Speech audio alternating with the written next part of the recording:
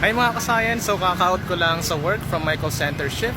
And nag-out ako kanina mga 7:45 kasi medyo nalungkol ako. So dahil medyo nakakapagod tong araw na to, ang ginawa ko ay bumili ako ng taho. So itong taho na ito ay nakabalot pa. So pinasadya ko siyang ibalot. Kasi ang plano kong gawin, kainin to mismo dun sa loob ng Starbucks. So ayan.